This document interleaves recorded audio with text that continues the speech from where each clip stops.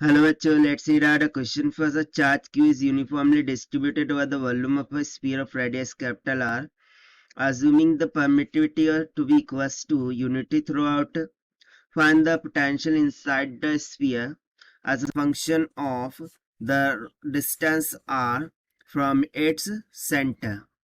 So यहाँ पर देखिए, according to question, let suppose कि इस तरीके से कोई स्फीयर है जिसका रेडियस हो रहा है कैपिटल आर, और इस पर चार्ज क्यू को यूनिफॉर्मली क्या किया गया है, डिस्ट्रीब्यूट किया गया है. सम वाइल गिवन के परमिटिविटी यूनिटी है, सो हम फाइंड करना है potential inside to the sphere. ठीक है ना, as a function of the distance r from it centre. यानी कि यदि इसके सेंटर से आर डिस्टेंस पर कोई भी एक पॉइंट हो, सो उस पॉइंट के रिस्पेक्ट में inside of the sphere potential कितना होगा वो हमें कैलकुलेट करके बताना है. तो चलिए स्टार्ट करते हैं सॉल्यूशन से.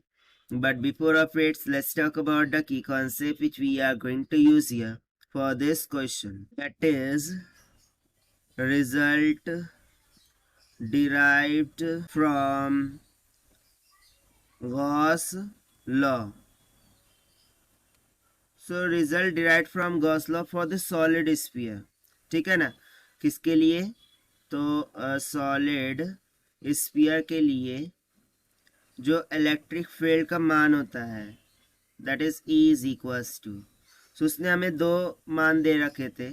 एक तो था rho r by 3 epsilon naught for r will be less than to capital R. यानी कि ये जो कैपिटल आर है यदि उसकी इनसाइड की बात हो रही वो, एंड सेकंड था 1/4 epsilon not q by r का स्क्वायर जब आर ग्रेटर होगा कैपिटल आर के लिए. यानी कि ये बेसिकली किसके लिए बात हो रही है, इंटीरियर पोर्शन के लिए, और ये बेसिकली किसके लिए बात हो रही है, एक्सटीरियर पोर्शन के लिए. ठीक है, तो बस इसी कंसेप्चुअल फॉर्मूले का हम यहाँ पर यूज करना है. नाउ इफ यू रिमेंबर, तो पोटेंशियल क्या होता है, the work done in taking a unit positive charge from that point two infinity. यदि मैं यहाँ पर पोटेंशियल कैलकुलेट करूँ, देखिए potential for a point at a distance r from center, at a distance r from center, यानी कि centre से are distance पर जो भी पॉइंट है उसके द्वारा इनसाइड टू द स्फीयर जो पोटेंशियल लग रहा होगा यदि उसे हम कैलकुलेट कराएं यहाँ से, सो हम सिंपली बोल सकते हैं कि पोटेंशियल को फाई से डिनोट करते हैं. This is equals to integral of E vector d r vector होगा, तो that will be equals to.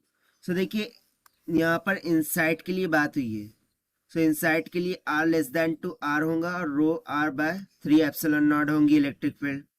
सो हो जाएगा rho r divided by 3 epsilon naught d r, और लिमिट कहाँ से कहाँ तक होंगी, that is small r to capital R, plus में और जो भी एक्सटीरियर है वो that is r to infinity 1/4 epsilon not q by r का square into d are.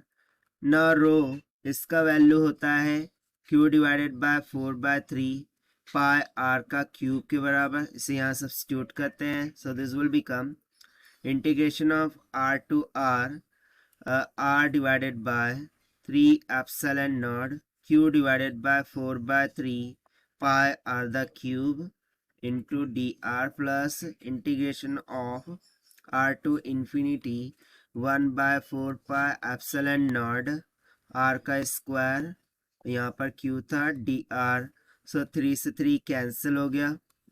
Constant term को बाहर निकाल लीजिए, q divided by 4 epsilon not r cube, so यहाँ पर बच जाएगा r to capital R r d r. यहाँ पर भी q divided by 4 epsilon naught को निकाल लिया कॉमन, से यहाँ पर बच जाएगा आर टू इंफिनिटी 1/r का स्क्वायर dr। सो देखिए ये एक्सटीरियर के लिए लिया है हमने, capital R to infinity, so don't be confuse, और ये इंटीरियर के लिए, so this will be equals to, तो चलिए इंटीग्रेट करते हैं। सो ये हो जाएगा q/4πε0 r का क्यूब, ये तो हो गया भाई r²/2, और r2 capital R plus q/4πε0, ये हो जाएगा -1/r r2 इन्फिनिटी। ठीक, सो और एक पेज लगेगा हमें यहाँ पर, तो चलिए नेक्स्ट पेज पर देख लेते हैं। यहाँ से 5 विल बी इक्वल्स टू कितना आया था, लेट मी सी, q/4πε0, q/4πε0 r का cube, upper limit lower limit substitute करेंगे, सो हो जाएगा r²/2, माइनस में 0 रखेंगे तो 0, प्लस q/4πε0, और वो कितना आया था -1/r, यानी कि माइनस का 1/∞, minus minus will get plus 1/r। So this is equals to 4 2 ज़ा 8, और r² से r² कैंसिल, सो सिंपली आ जाएगा q/8πε0 r प्लस, और यहाँ पर कितना आ रहा है, सो भाई q/4πε0। ओके ओके ओके, यहाँ पर देखिए ये बेसिकली ज़ीरो नहीं होगा ना, हमने पिछला वाला कैरी आउट कर लिया। देखिए स्मॉल r है, ज़ीरो नहीं है। सो यहाँ पर देखिए कुछ इस तरीके से हो जाएगा, माइनस ऑफ r²/2, वो हमने पिछला कैरी कर लिया था इसलिए गड़बड़ हुई। ठीक है, सो इसमें एक माइनस के टर्म्स के साथ और एक टर्म आएंगी, ठीक है, that is minus of q/8πε0। ठीक, और ये जो है तो r³ का r³ ही रहेगा, और ऊपर में r² का r² रहेगा, प्लस में यहाँ पर हो जाएगा q/4πε0 टाइम्स ऑफ r।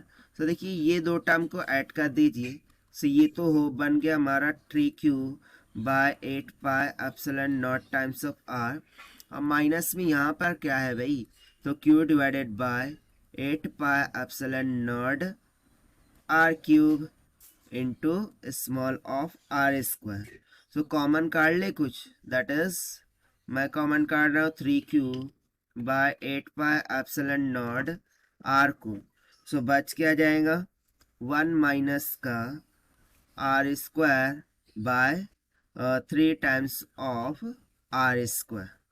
ठीक है, सो ये हो जाएगा final potential inside to the sphere from a point exterior to the sphere at a distance of r से। ठीक, सो ये हमने फाइंड किया है by using the concept that is result derived from Gauss law for the solid sphere electric field से। Okay, so this is the required solution.